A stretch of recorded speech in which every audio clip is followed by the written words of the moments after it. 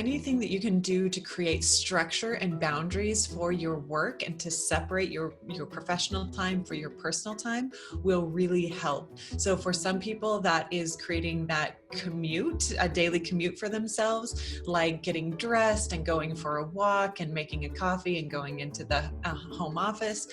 For other people, it's just a psychological separation, like in between work and personal time, I'm going to separate by reading a chapter of a book that has nothing to do with work, or doing a mindfulness activity or something like that.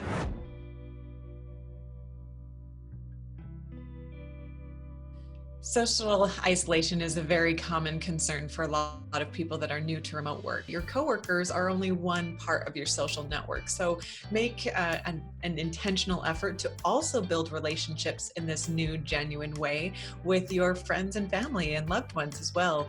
Talk to your neighbors, talk to members of your community, get in touch with that old friend, and you'll be surprised at how quickly your heart and your life can be full of great relationships and lots of interactions, even though you're not seeing them physically.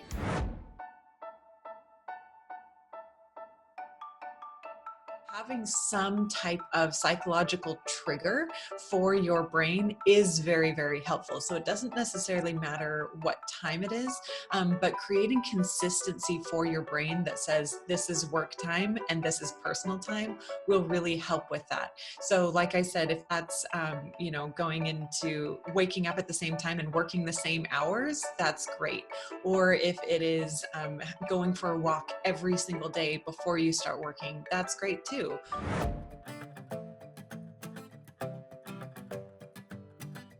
You are legally required to take a break every certain number of minutes, and to sit in a certain way at your desk with certain height of laptop and certain type of chair.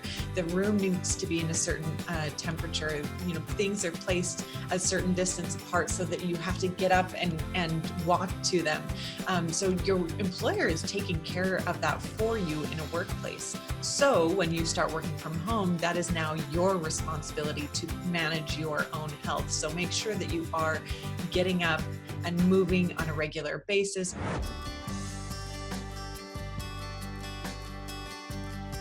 Personally find the best strategy is to counterbalance as drastically as possible. So for me, even though yes, often my evening time does include devices, for that time period where I'm trying to unplug and reset my mind from work into life, I will counterbalance as much as possible by doing something that is the exact opposite of what I'm doing all day during my career.